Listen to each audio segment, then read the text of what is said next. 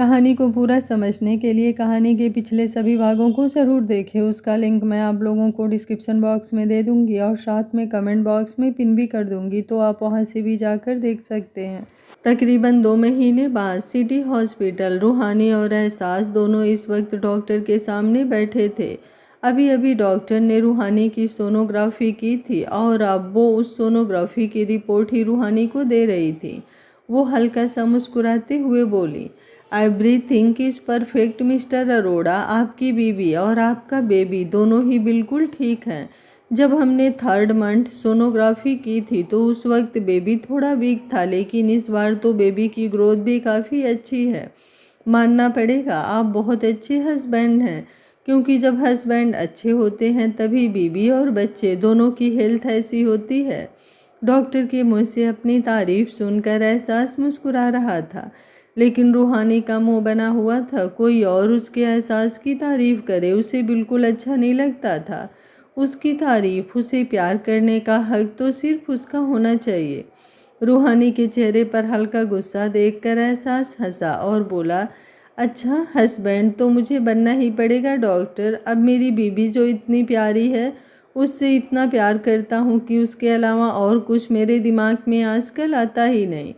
और जब बीबी से इतना प्यार करूँगा तो उसकी हेल्थ तो अच्छी होगी ही, क्योंकि डाइट का तो पता नहीं, लेकिन मेरा प्यार मेरी बीबी के लिए बहुत फ़ायदेमंद है एंड आई नो दैट।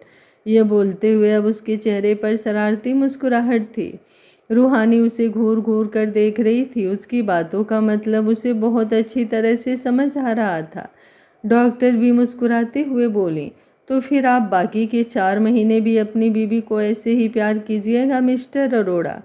देखिएगा बेबी बहुत हेल्दी होगा और आपकी बीबी की डिलीवरी भी नॉर्मल होगी। आई विश अब सब कुछ वैसा ही हो जैसा सोचा है। रूहानी अभी भी मुस्कुरा रही थी। शर्म से उसका चेहरा एकदम लाल नजर आ रहा था। एहसास और रूहानी दोनों अपनी जगह से उठे और फिर हॉस्पिटल के बाहर की तरफ आ गए। जैसे ही वो दोनों गाड़ी में बैठे, एहसास उसकी तरफ देखते हुए बोला, हाँ बताओ क्या चाहिए। रूहानी ने हैरानी से उसकी तरफ देखा। एहसास एक बार फिर से मुस्कुरा कर बोला, अब तुमने इतने अच्छे से अपना ख्याल रखा है तो तुम्हारे लिए कोई गिफ्ट तो बनता ही है, तो बताओ क्या चाहिए। उसकी बातें सुनते हुए रूहानी मुस्कुरा रही थी, लेकिन अब वो सोच में भी पड़ गई थी कि वो एहसास से क्या ही ले। लेकिन उसे कुछ समझ ही नहीं आ रहा था। सब कुछ तो था उसके पास। एहसास उसे सोचों में देखकर बोला, नया नेकलेस। उसकी बात पर रूहानी ने अपना चेहरा ना में हिलाया। एहसास एक बार फिर से बोला, चूड़ियाँ। रूहानी ने इस बार भी अपना सिर ना में हिला दिया। एहसास सब कुछ सोचते हुए बोला, न्यू ड्रेस या फिर साड़ी। एक काम करते हैं, तुम्हारे लिए कुछ मैक्सी ड्रेसेस खरीद लेते हैं। अब तुम्हारा बेबी बम्प थोड़ा बढ़ने वाला है तो उस हिसाब से तुम्हें ड्रेसेस भी तो चाहिए होगी। रूहानी झट से बोली, लेकिन कल ही तो आप मेरे लिए पूरी 10 ड्रेस नई लेकर आए हो। एहसास अब खुद भी सोच में पड़ गया था। वो एक बार फिर से बोला, लेकिन कुछ तो होगा ना रूहानी जो तुम्हारा लेने का मन होगा। बताओ मुझे क्या चाहिए तुम्हें। रूहानी अब अपना लोअर लिप अंदर की तरफ दबाने लगी थी। उसे सच में कुछ समझ नहीं आ रहा था। अगर उसकी जगह कोई और लड़की होती तो अब तक एक अच्छी खासी लिस्ट एहसास के हाथ में थमा चुकी होती, लेकिन यहाँ तो वो उसे एक चीज़ भी नहीं बता पा रही थी। एहसास मुंह बनाते हुए बोला, कैसी बीबी हो यार तुम, अपने पति को बिल्कुल परेशान नहीं करती, और अगर पति खुद से परेशान होना चाहता है तो भी नहीं कर रही हो। कुछ तो ऐसा गिफ्ट मांगो ना जिसे तुम्हें देने में मेरे भी पसीने छूट जाएं। उसकी बातों पर रूहानी के चेहरे पर हल्की शरारती मुस्कुराहट तैर गई थी। एहसास ने तो नॉर्मली अपनी बात कही थी। उसे नहीं पता था कि रूहानी का दिमाग आजकल इतना चलने लगा है। अब वो बड़ी ही मासूमियत से उसकी तरफ देखकर उसका हाथ अपने हाथ में पकड़ते हुए बोली, मैं अपने पति से बहुत प्यार करती हूँ और मुझे कोई भी ऐसी डिमांड उनसे नहीं करनी जिससे कि उनके पसीने छूट जाएं। अगर आप कुछ देना ही चाहते हैं तो आज का दिन मेरे नाम कर दीजिए। मुझे आपके साथ थोड़ा क्वालिटी टाइम बिताने का मन कर रहा है। अब बाकी सब तो मेरे पास है ही, लेकिन एक आपका साथ और प्यार, वो चीज़ ऐसी है जो बेशक से आप जितना मर्जी दे मेरा मन भरता ही नहीं है। ये बोलते हुए उसने अपनी नज़रों को झुका लिया था। पहले तो खुद एहसास भी सोच में पड़ गया था कि आखिर रूहानी ऐसा भी क्या मांग रही है, लेकिन जैसे ही उसे उसकी बातों का मतलब समझ में आया, वो खुद पूरी तरह से चौंक गया था। वो जल्दी से बोला, आजकल कुछ ज़्यादा ही शरारती नहीं हो गई हो तुम? रूहानी अपना लोअर लिप हल्का सा बाइट करते हुए बोली, पता नहीं, मैं तो कुछ भी नहीं कहती हूँ, पता नहीं आप मुझे ऐसे क्यों बोल रहे हो। उसकी मासूमियत पर एहसास को उस पर भर भर कर प्यार आ रहा था। अगले ही पल उसने अपनी गाड़ी स्टार्ट की और वो दोनों वहाँ से निकल गए। कुछ देर बाद उनकी गाड़ी फार्म हाउस में आकर रुकी। रूहानी हैरानी से एहसास की तरफ देखते हुए बोली, हम यहाँ क्यों आए हैं एहसास? हमें तो घर चलना चाहिए ना। वहाँ पर सब लोग हमारा इंतज़ार कर रहे होंगे। माँ को भी बहुत टेंशन हो रही थी कि पता नहीं रिपोर्ट में क्या ही आएगा। एहसास अपनी सीट बेल्ट खोलते हुए बोला, जानता हूँ, लेकिन तुमने कहा ना तुम्हें आज का दिन मेरे साथ। लेकिन वो तो मैंने ये कहा था घर पर ही आप आज मेरे साथ। फिलहाल मैं तुम्हें यहाँ पर लेकर आया हूँ। दिन में वहाँ कितनी डिस्टरबेंस होती है ये तुम भी जानती हो, इसलिए अब मैं बिना डिस्टरबेंस के तुम्हारे साथ वक्त भी बिताऊंगा और तुम्हें ढेर सारा प्यार भी करूंगा। उसकी बातों से तो अब रूहानी का चेहरा कश्मीरी सेब की तरह लाल हो गया था।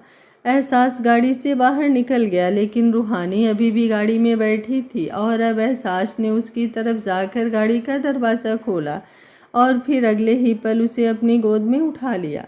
रूहानी ने अपने दोनों बाहों को उसकी गर्दन पर अच्छे से लपेट दिया और फिर एहसास उसे लेकर अंदर की तरफ आया। हालांकि रूहानी का 5th मंथ था, ऐसे में वो एक दूसरे के करीब तो नहीं जा सकते थे, लेकिन प्यार करने के लिए जिस्मों की ज़रूरत कहाँ ही होती है। अपनी मोहब्बत के आगोश में एक दूसरे के साथ पूरी ज़िंदगी भी गुजारी जा सकती है। वैसे भी एहसास रूहानी को इतना ज़्यादा ख्याल रखता था, उसकी केयर करता था, और जैसे कोई गुलाब के फूल को प्यार करता है वैसे ही एहसास रूहानी को ट्रीट करता था। इसलिए तो रूहानी की प्रेगनेंसी इतनी स्मूथ जा रही थी।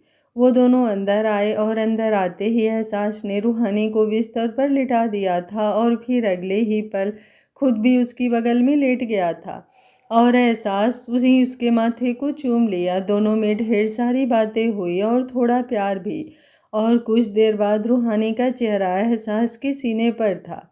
एहसास उसके बालों में अपनी उंगलियां चला रहा था। साइड टेबल पर जूस का खाली गिलास पड़ा था, जिसका मतलब साफ था कि अभी अभी रूहानी ने जूस भी पिया था और अब एहसास बस उसे देखे जा रहा था, क्योंकि रूहानी की आंखें बंद हो चुकी थी।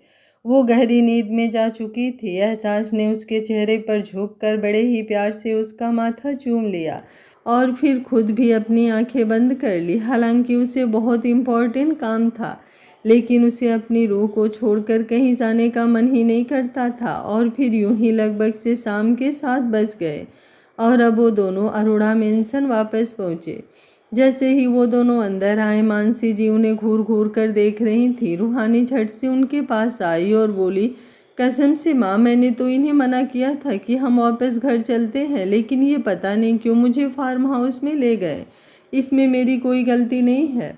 एहसास चौंकते हुए उसे देख रहा था, क्योंकि इस तरह की शरारतें रूहानी बिल्कुल नहीं करती थी। लेकिन अब तो वो एहसास को फंसा कर खुद सीधा सीधा बचकर निकल गई थी। मानसी जी ने भी उसके गाल पर अपना हाथ रखा और बोली, जानती हूँ बेटा, तुम्हारी कोई गलती नहीं होगी। यही शैतान है जो सारा दिन तुम्हारा पीछा नहीं छोड़ता। ना इसे ऑफिस जाना होता है और ना ही कहीं और, सारा दिन बस तुम्हारे आसपास घूमना होता है। और अब तो तुम्हें हॉस्पिटल से सीधा फार्म हाउस ले गया, जबकि हम यहाँ पर तुम्हारे इंतज़ार में बैठे हैं कि तुम्हारी रिपोर्ट कैसी होगी। वहाँ फार्म हाउस में भी पता नहीं तुमने क्या ही खाया होगा, बाकी सर्वेंट कैसा खाना बनाती होंगे। रूहानी झट से बोली, बहुत बेकार था, मुझे बिल्कुल अच्छा नहीं लगा। प्लीज़ आप मुझे कुछ बनाकर खिलाओ ना माँ, मेरा मसाला डोसा खाने का बहुत मन कर रहा है। पीछे से एहसास की आवाज़ आई, खिलाऊं मैं तुम्हें मसाला डोसा? मानसी जी भी उसे घूरते हुए बोली, क्यों क्यों मेरी बहू मसाला डोसा क्यों नहीं खा सकती? एहसास तुरंत बोला, लेकिन उसमें बहुत स्पाइसेस होते हैं मॉम, प्रेगनेंसी में कहाँ ठीक रहेगा वो। मानसी जी मुँह बनाते हुए बोली, अच्छा, जब उसे फार्म हाउस लेकर गए तब तो तुमने ये सब नहीं सोचा होगा। अब मसाला डोसा के नाम पर तुम्हारा दिमाग कुछ ज़्यादा ही चलने लगा। जाओ जाकर अपना काम करो, मेरी बहू को अब थोड़ी देर मेरे पास भी छोड़ दो। बेचारी कितनी थकी हुई लग रही है। ये बोलते हुए उन्होंने एक बार फिर से रूहानी के गाल को छुआ। रूहानी अब मुस्कुरा रही थी। वो तो थकी ही थी, लेकिन एहसास भी तो थका हुआ था। पर फिलहाल रूहानी को उसे चिढ़ाने में मज़ा आ रहा था और एहसास ने उसे घूर कर देखा था, क्योंकि सच में अब उसकी रूह काफ़ी नौटी होती जा रही थी। पीछे बैठी शकुंतला जी तुरंत बोली, मैंने तो पहले ही कहा था शादी का लड्डू शुरुआत में अच्छा लगता है, उसके बाद तो अपनी बीवी भी जहर लगने लगती है। जो ना खाया जाता है ना छोड़ा जाता है। रूहानी जल्दी से बोली, नहीं मैं कोई जहर नहीं हूँ एहसास, मैं तो अभी भी आपका लड्डू हूँ, है ना। शकुंतला जी मुँह बनाते हुए बोली, लड्डू नहीं, तू तो जलेबी है, जलेबी जो आजकल कुछ ज़्यादा ही घूमने और घुमाने लगी है। उनकी बात पर रूहानी ने अपना लोअर लिप अंदर की तरफ दबा लिया। उसे अभी भी हंसी आ रही थी और उसका वो मुस्कुराहट देखकर एहसास को उस पर और भी ज़्यादा प्यार आ रहा था। अभी वो 3-4 घंटे उसके साथ बिताकर आया था, लेकिन फिर भी उसका मन नहीं भरा था और उसका दिल कर रहा था कि वो अभी भी अपनी रूह को गोद में उठाए और सीधा अपने रूम में ले जाए और उसके साथ टाइम बिताए। पर मानसी जी की घूरती हुई नज़रें खुद पर महसूस कर वो अपने रूम की तरफ बढ़ गया, लेकिन अभी भी वो बीच में पलट पलट कर पीछे की तरफ देख रहा था, जहाँ रूहानी को अब मानसी जी सोफे पर बिठा चुकी थी और उसे फ्रूट्स खिलाने लगी थी, जो उन्होंने कुछ देर पहले ही सर्वेंट को कट करने के लिए बोल दिया था, और अब वो उसे अपने हाथों से खिला भी रही थी। अरोड़ा मेंशन लगभग से 8:30 बजे सब लोग डाइनिंग टेबल पर बैठे थे और सबका डिनर चल रहा था। मानसी जी ने रूहानी के लिए स्पेशल मसाला डोसा बनवाया था, जिसे खाकर रूहानी को अपनी क्रेविंग सेटिस्फाई होती हुई फील हो रही थी। उसका कब से मन कर रहा था मसाला डोसा खाने का, लेकिन उसने किसी को कहा नहीं ताकि उसे डांट ना पड़े। एहसास कहाँ ही उसे ये सब चीज़ें खाने को देता था, लेकिन आज तो रूहानी को मानसी जी का साथ मिला हुआ था, तो एहसास भी उसे रोक नहीं सकता था। अभी रूहानी वो मसाला डोसा खा ही रही थी कि एहसास उसे घूरते हुए बोला, कितना खाओगी रूह, अब बस करो, तुम पूरा आधा डोसा खा चुकी हो। तुमने मुझे कहा था कि तुम इससे ज़्यादा नहीं खाओगी। शकुंतला जी मुँह बनाते हुए बोली, एक इसे देख लो, अपनी ही बीबी के खाने पर नज़र रखे हुए है। अरे खाने देना उसे, प्रेगनेंसी में चटपटा खाने का मन करता है। एहसास जल्दी से बोला, हाँ जानता हूँ, पूरी 5 महीने की प्रेगनेंसी देख चुका हूँ मैं, लेकिन अगर रूह इतना ज़्यादा चटपटा खाएगी तो बाद में उसे ही दिक्कत होगी। मानसी जी मुस्कुराते हुए बोले, तुम फिक्र मत करो, मैं रूहानी को दवा दे दूंगी जिससे उसे बाद में कोई दिक्कत नहीं होगी। जो भी उसने खाया है वो सब डाइजेस्ट हो जाएगा। उसकी बात पर रूहानी के चेहरे पर मुस्कुराहट तैर गई थी और अब उसने लगभग से आधा डोसा और खा लिया और अब उसे ऐसा लग रहा था जैसे किसी भी वक्त उसका पेट फट जाएगा। उसने सच में बहुत ज़्यादा खा लिया था, लेकिन एहसास को कुछ भी कहने से वो डर रही थी, वरना अब मसाला डोसा के बाद उसे मसाले भरी डांट भी सुनने को मिलती, इसलिए वो शांत ही रही।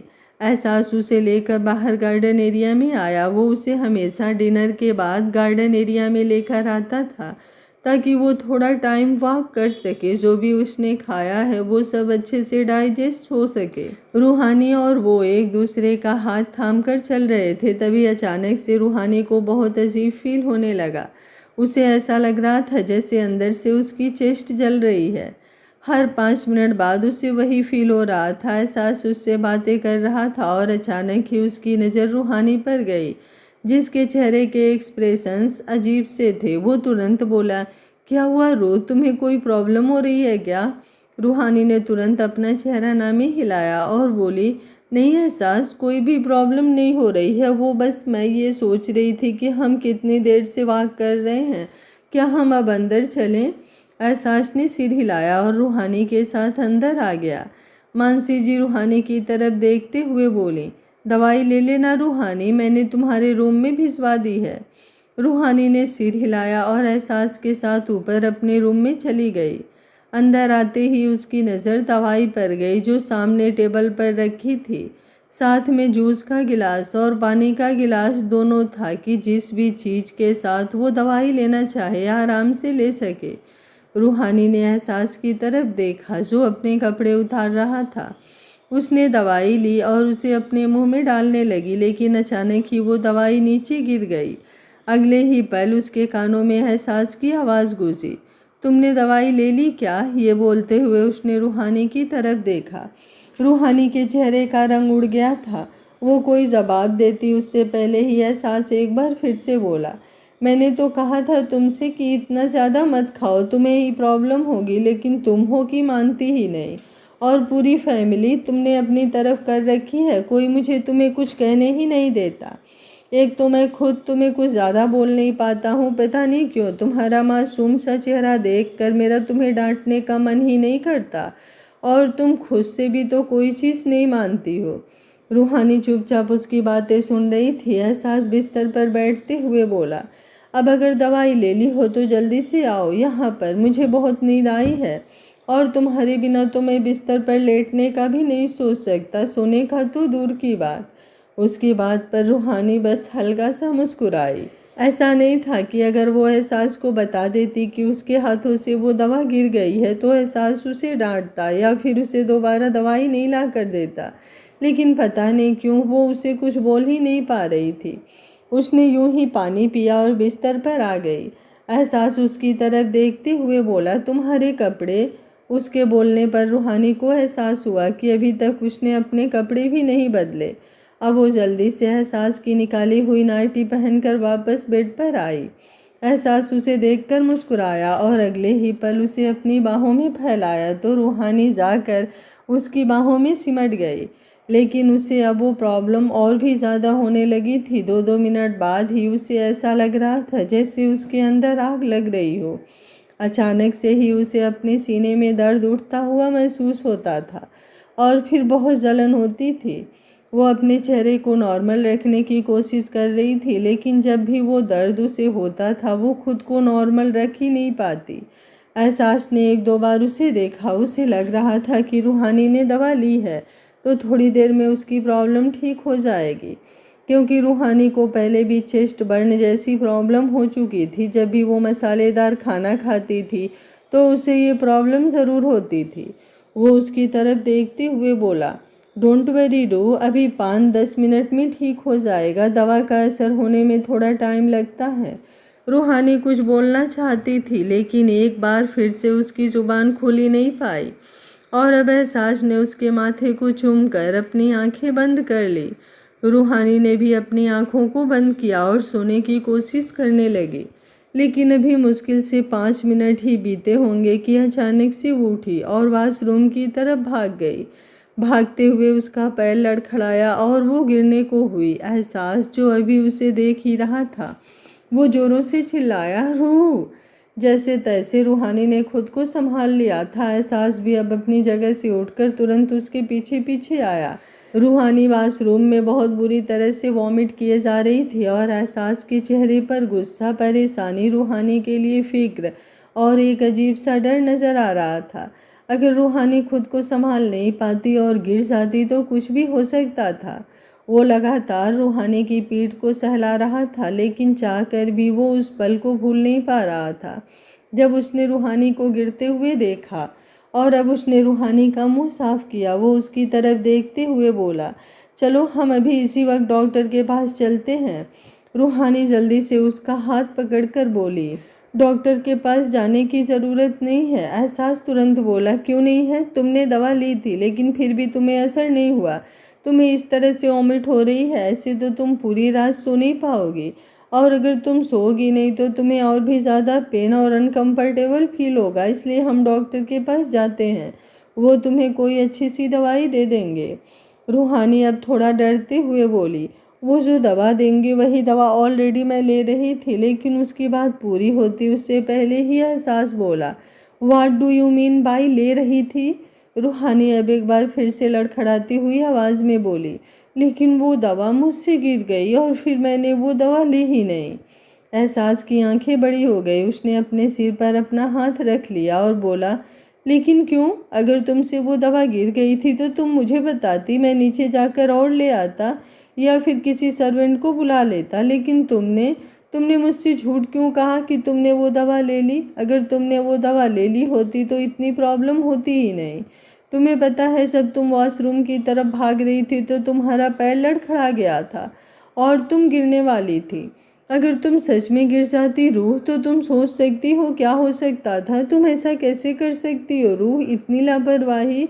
रूहानी ने अपनी नज़रें झुका ली और बोली, वो मुझे डर लग रहा था एहसास, आपने तो मुझे रोका था। मुझे इतना ज़्यादा मसाला डोसा नहीं खाना चाहिए था, लेकिन मैं मान ही नहीं रही थी। और फिर अगर मैं आपको बोल देती कि मुझे प्रॉब्लम हो रही है तो आप मुझे दोबारा कुछ ऐसा वैसा खाने ही नहीं देते। उसकी बातें सुनते हुए एहसास का दिमाग घूम गया था। उसने तुरंत रूहानी को अपने सीने से लगाया और बोला, मैं तुम्हें इसलिए नहीं रोकता हूँ रूह क्योंकि मैं नहीं चाहता तुम ऐसा वैसा खाओ। मैं इसलिए रोकता हूँ क्योंकि बाद में तुम्हें ही प्रॉब्लम होती है रूह, और अगर तुम्हें प्रॉब्लम होगी तो वो प्रॉब्लम सिर्फ तुम्हें नहीं मुझे भी होगी। तुम सोच भी नहीं सकती, जब तुम्हें कोई तकलीफ़ होती है तो तुम्हें कोई दर्द होता है तो मुझे कैसा लगता है। कभी कभी तो मैं सोचता हूँ कि तुम्हें हल्का सा दर्द भी ना हो, मेरी बेशक से जान निकल जाए।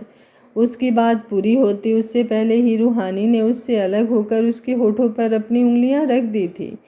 एहसास के चेहरे पर अपने लिए फिक्र और प्यार वो साफ देख सकती थी। वो जल्दी से बोली, आई एम सो सॉरी एहसास, आइंदा से मैं ऐसी गलती कभी नहीं करूँगी, सच्ची। एहसास अब थोड़ी तकलीफ भरी आवाज़ में बोला, मुझे लगता है मैं तुम्हारे लिए कुछ ज़्यादा स्ट्रिक्ट हो जाता हूँ, इसलिए तो अब तुम मुझसे डरने भी लगी हो। इसलिए आज के बाद मैं कभी तुम्हें किसी चीज़ को लेकर नहीं रोकूंगा। रूहानी जल्दी से बोली, नहीं बिल्कुल भी नहीं, अगर आप रोकते हैं तो ठीक रहती हूँ। और जिस दिन मैं आपकी बात नहीं मानती उसी दिन मेरे साथ ये सब कुछ होता है। इसलिए आज से आप जो कहेंगे मैं बिल्कुल वही खाऊंगी, आप जैसा कहेंगे बिल्कुल वैसे रहूँगी, अपनी मर्जी बिल्कुल नहीं करूँगी। मैं तो हूँ ही बेवकूफ़, अपना ख्याल ढंग से रख भी नहीं पाती। लेकिन आप हर एक चीज़ सोच समझ कर कहते हैं, इसलिए मुझे आपकी बात ही माननी चाहिए। अब आप मुझे वो दवाई दोबारा ला दो, मैं वो खा लूँगी। एहसास उसे गहरी निगाहों से देखते हुए बोला, दवाई नहीं, तुम्हें साथ में कुछ हेल्दी भी खाना होगा क्योंकि अब तो तुम्हारा पेट पूरी तरह से खाली हो गया होगा। इसलिए जूस या फ्रूट्स, बताओ क्या लोगी? रूहानी कुछ सोचते हुए बोली, जूस। एहसास मुस्कुराया और बोला, मैं अभी लेकर आता हूँ। रूहानी भी मुस्कुराई और बेड पर चली गई। एहसास की कही हुई बातें उसके कानों में गूंज रही थी। अगर तुम्हें प्रॉब्लम होगी तो वो प्रॉब्लम सिर्फ तुम्हें नहीं मुझे भी होगी। तुम सोच भी नहीं सकती, जब तुम्हें कोई तकलीफ़ होती है तो तुम्हें कोई दर्द होता है तो मुझे कैसा लगता है। कभी कभी तो मैं सोचता हूँ कि तुम्हें हल्का सा दर्द भी ना हो, बेशक से मेरी जान निकल जाए। वो खुद से ही बोली, ऐसे कैसे आपको कुछ हो जाएगा एहसास, आपकी सांसों के साथ ही तो मेरी सांसें चलती है। अगर एहसास ना हो तो रूहानी का कोई वजूद ही नहीं है। मुझे हमेशा यूं ही रहना है आपके साथ, आपके बिल्कुल पास, आपकी बाहों में, आपका प्यार समेटे हुए। ये बोलते हुए उसके चेहरे की मुस्कुराहट लंबी हो गई थी। तकरीबन 4 महीने बाद एहसास और रूहानी दोनों इस वक्त गार्डन एरिया में थे। रात के लगभग से 9 बजे हुए थे और अभी अभी उन दोनों ने डिनर किया था। रूहानी ने अपना एक हाथ अपने पेट पर रखा हुआ था और उसके दूसरे हाथ को एहसास ने अपने हाथों में थमा हुआ था। वो उसे धीरे धीरे वॉक करवा रहा था ताकि रूहानी का सारा खाना अच्छे से डाइजेस्ट हो जाए। अब किसी भी वक्त उसे लेबर पेन हो सकता था। तकरीबन 3-4 दिन पहले ही वो हॉस्पिटल गए थे जहां डॉक्टर ने बताया था कि बीबी की ग्रोथ एकदम परफेक्ट है और कोई कॉम्प्लिकेशंस नहीं है, अब बस लेबर पेन का इंतज़ार है। अगर 10 दिन के अंदर लेबर पेन शुरू नहीं होता तो वो रूहानी को आर्टिफिशियल पेन के इंजेक्शन देंगे, जिसके बाद रूहानी की नॉर्मल डिलीवरी हो जाएगी। एहसास मुस्कुराते हुए बोला, सिर्फ 6 दिन रह गए हैं रूह, 6 दिन बाद तुम्हारी डिलीवरी होगी, हमारा बेबी इस दुनिया में आएगा। मैं तो ये सोच रहा हूँ कि मैं कैसे हमारे बेबी को अपनी गोद में उठाऊँगा। तुम ही इतनी ज़्यादा डेलिकेट हो, तुम्हारे लिए ही मैं इतना ज़्यादा केयरफुल रहता हूँ। पता नहीं बेबी को मैं कैसे टच कर पाऊँगा, उसे कैसे संभालूँगा। तुम ना ज़्यादा देर बेहोश मत रहना, वरना मुझे बहुत अजीब लगेगा, बहुत डर लगेगा। रो उसकी बातों पर रूहानी हंसते हुए बोली, ओके फाइन, मैं ज़्यादा देर बेहोश नहीं रहूँगी, बस 10-15 मिनट। आप डॉक्टर को कह देना कि मुझे थोड़े हार्ड वाले इंजेक्शन लगा दे, जिससे मैं जल्दी से होश में आ जाऊँ। एहसास तुरंत बोला, नहीं बिल्कुल भी नहीं, हार्ड वाले इंजेक्शन बाद में बहुत प्रॉब्लम क्रिएट करते हैं। तुम एक काम करना, तुम अच्छे से रेस्ट करना, जब तुम्हें होश आएगा तभी तुम अपनी आंखें खोलना, कोई जल्दी नहीं है, तब तक मैं बेबी को संभाल लूँगा।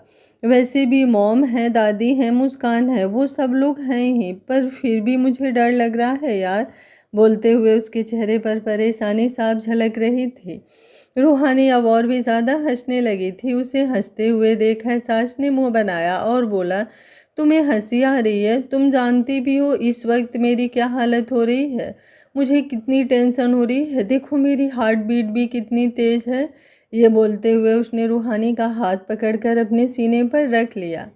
रूहानी उसकी बढ़ती हुई धड़कनों को महसूस कर सकती थी। एहसास एक बार फिर से बोला, जब ये सब कुछ सोच कर ही मेरा ये हाल है, तो जब ये सब कुछ हो रहा होगा तो मेरा क्या ही हाल होगा। मुझे तो बहुत टेंशन हो रही है, और तुम्हारा तुम्हारा तो मैं सोच भी नहीं सकता। तुम्हें कितना पेन होगा रूह? नॉर्मल डिलीवरी में बहुत ज़्यादा पेन होता है। ओ गॉड, तुम ये सब कैसे बर्दाश्त करोगी रूह? रूहानी को अब एक बार फिर से हंसी आने लगी थी। एहसास गुस्से से बोला, अब अगर तुमने अपने दांत निकाले ना तो देख लेना, मैं तुम्हारे दांत तोड़ दूंगा। कैसे हंस रही हो तुम?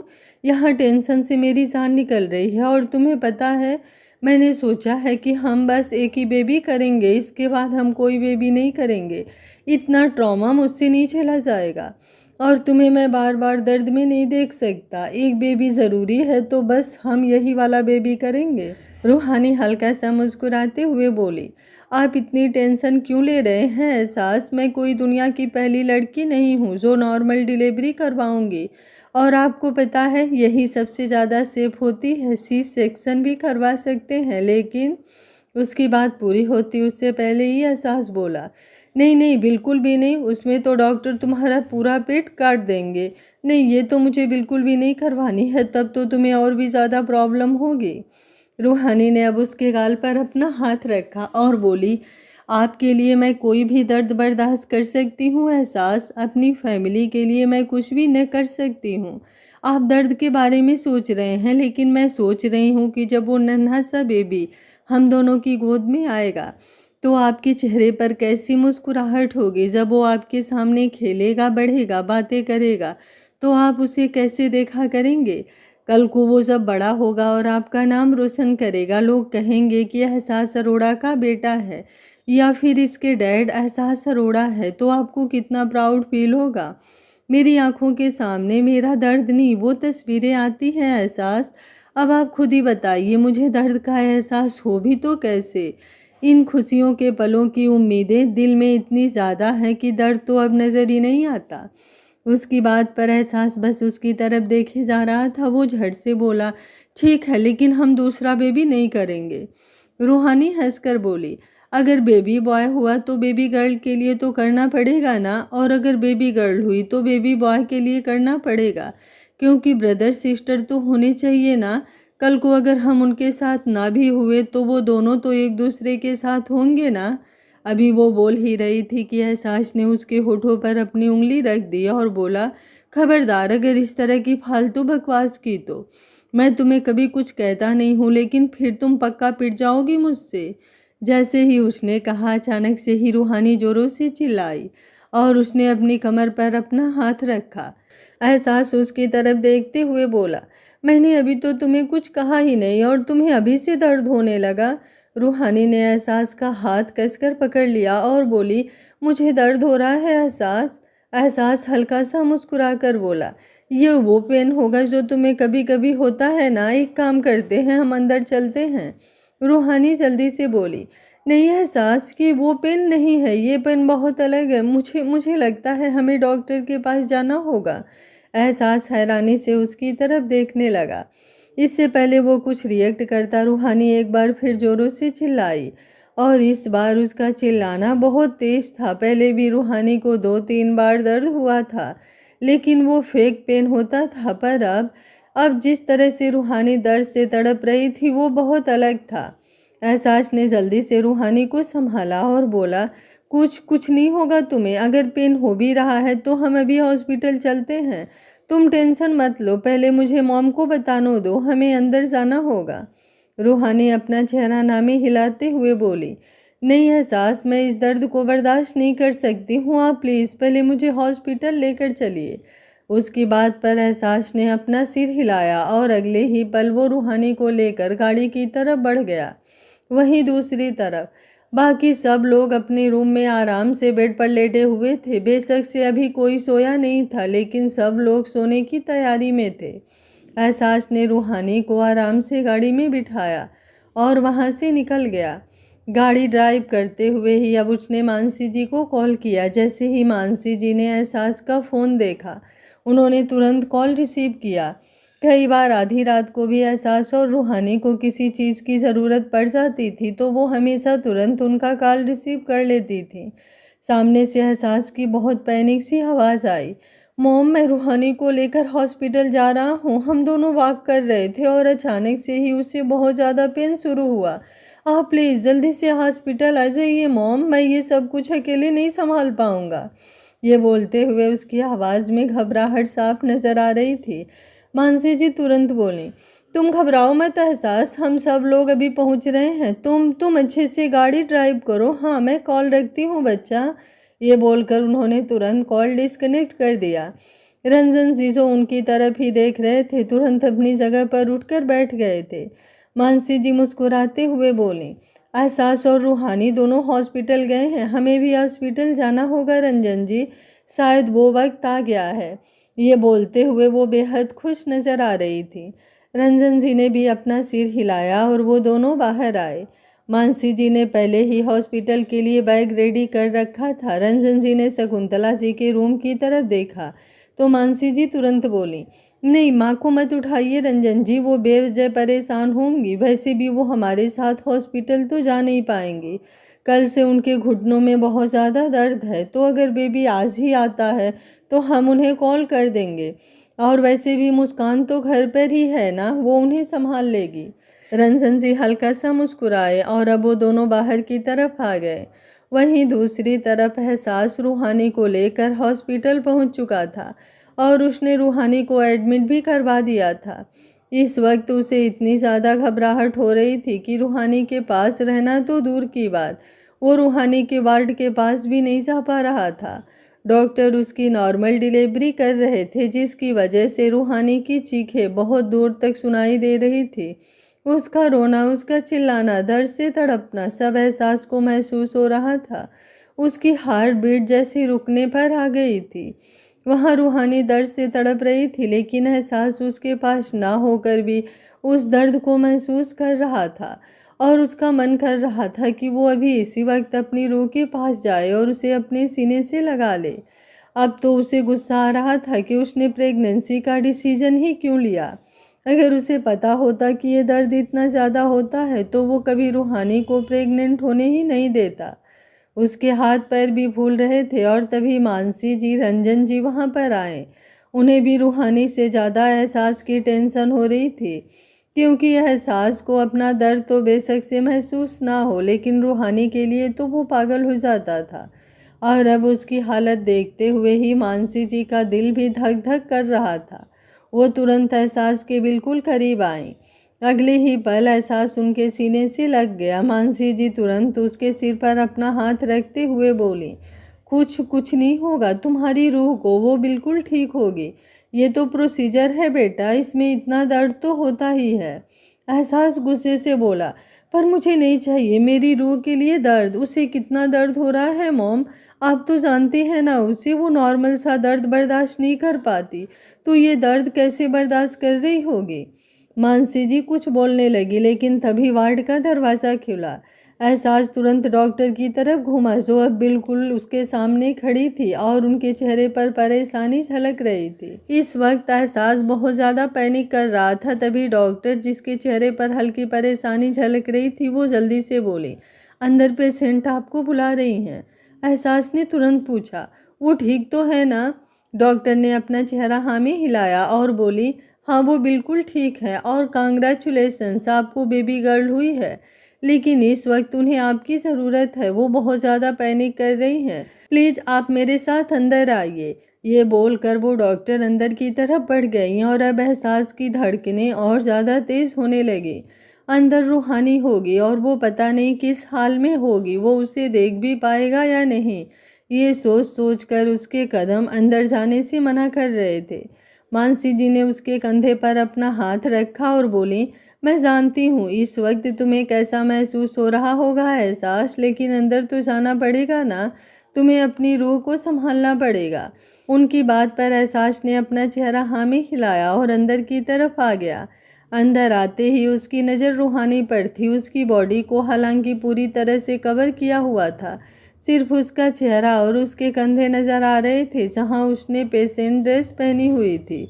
उसे देखते ही एहसास के रोंगटे खड़े हो रहे थे और अब वो बिल्कुल उसके करीब आया। रूहानी ने अपनी आंखें बंद की हुई थी, लेकिन जैसे ही एहसास उसे अपने करीब महसूस हुआ, उसने तुरंत अपनी आंखों को खोला और अगले ही पल उन दोनों की नज़रें मिली।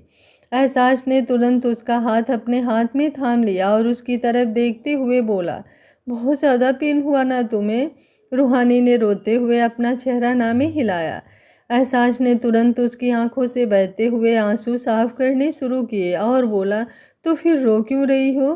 प्लीज़ रोना बंद करो रूह, तुम जानती हो ना मैं तुम्हें रोते हुए नहीं देख सकता।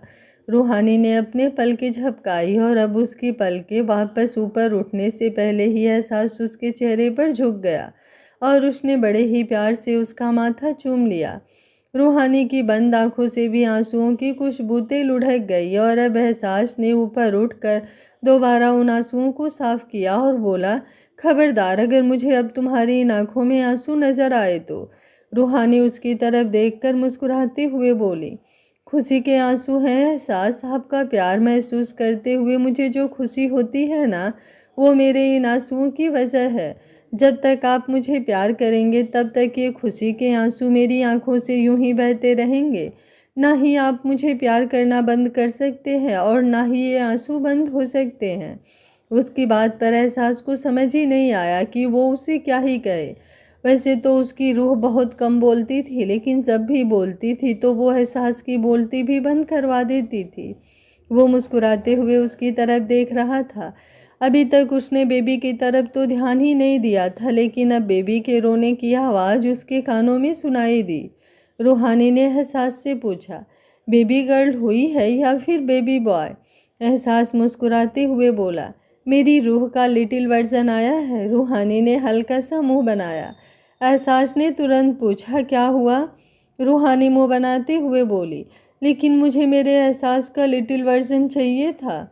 एहसास एक बार फिर से उसके चेहरे पर झुका और बोला, कोई बात नहीं, नेक्स्ट टाइम तुम्हारे पास तुम्हारे एहसास का लिटिल वर्जन होगा और डोंट वरी, मैं ज़्यादा टाइम भी नहीं लगाऊंगा, जल्दी ही तुम्हें अपना लिटिल वर्जन दूंगा।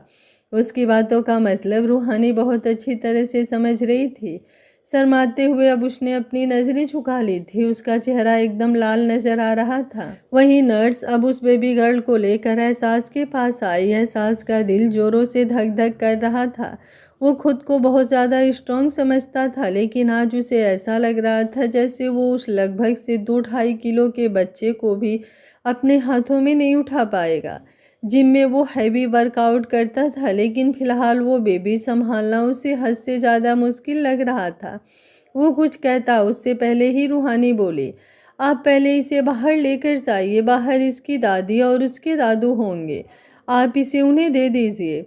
उसकी बात सुनकर नर्स उस बेबी गर्ल को लेकर तुरंत बाहर की तरफ चली गई और एहसास मुस्कुराते हुए रूहानी की तरफ देख रहा था। रूहानी भी हल्का सा मुस्कुराकर बोली, सबसे ज़्यादा हक तो इस बेबी पर उनका बनता है ना एहसास, उनकी वजह से आप मेरी ज़िंदगी में हो, तो ये सब एक तरीका है उन्हें शुक्रिया कहने का। उसकी बात पर एहसास ने उसका हाथ और भी ज़्यादा कसकर पकड़ लिया था। तकरीबन 40 दिन बाद रूहानी और एहसास दोनों पूजा में बैठे थे। इस वक्त वो छोटी सी बेबी गर्ल एहसास की गोद में थी और पंडित जी उसके नामकरण की पूजा कर रहे थे।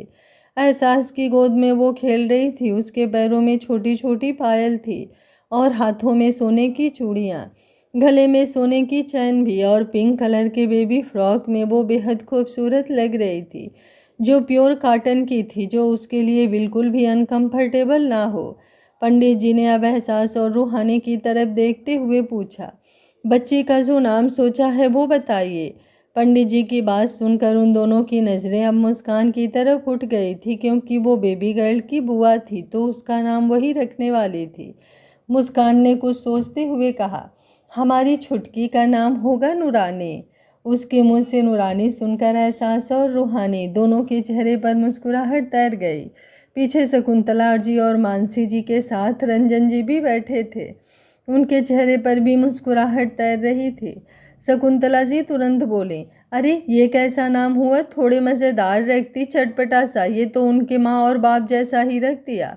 कुछ कमोली का टाइप सोचना था, पर चलो कोई बात नहीं, ये भी अच्छा है। ये बोलते हुए उनकी मुस्कुराहट बता रही थी वो बस यूं ही पंगे ले रही हैं। नूरानी नाम उन्हें भी बहुत ज़्यादा पसंद आया है। एहसास ने अब बेबी गर्ल को रूहानी की गोद में दिया और मुस्कुराते हुए बोला, हमारी नूरानी। पंडित जी ने एक बार फिर से कुछ मंत्र पढ़ने शुरू किए, जिसमें उन्होंने नूरानी नाम का भी इस्तेमाल किया। रूहानी अपनी गोद में सिमटी हुई नूरानी की तरफ देख रही थी और बस मन ही मन दुआ कर रही थी कि उसकी नूरानी को पूरी दुनिया की खुशियाँ मिले। लेकिन जब एहसास जैसा बाप हो तो खुशियाँ तो खुद ब खुद कदम चूमेंगी। एहसास ने आज तक कभी उसे कोई कमी नहीं होने दी, तो वो अपने दिल के इस छोटे से टुकड़े को कैसे ही कमी होने देगा। पूजा के बाद एहसास और रूहानी दोनों ने मुस्कान को बहुत सारे गिफ्ट दिए, जिससे मुस्कान भी अब बेहद खुश नज़र आ रही थी। तकरीबन 1 घंटे बाद सब लोग फ्री हुए और नूरानी अब मानसी जी की गोद में खेल रही थी। एहसास की नज़रें रूहानी को ढूंढ रही थी। उसने मानसी जी की तरफ देखा तो मानसी जी उसकी नज़रों को तुरंत समझ गईं। वो झट से बोली, वो अपने कपड़े चेंज करने गई है। एहसास जल्दी से बोला, हाँ मैं भी यही सोच रहा था, मैं भी अपने कपड़े चेंज कर लेता हूँ, ये थोड़े अजीब लग रहे हैं, मैं बस 5 मिनट में अपने कपड़े चेंज करके आता हूँ। यह बोलकर वो तुरंत ऊपर की तरफ चला गया था, लेकिन मानसी जी भी बहुत अच्छी तरह से जानती थी कि उसे कपड़े अजीब लग रहे हैं या फिर ऊपर जाने का कारण कुछ और ही है। वो हंसने लगी थी। शकुंतला जी नूरानी की तरफ देखते हुए बोली, अभी तुम्हें बहुत अकेला अकेला लग रहा होगा ना नूरानी, बट डोंट वरी, जब तुम 1 साल की होगी तब तक तो तुम्हारा छोटा भाई और बहन भी आ जाएंगे।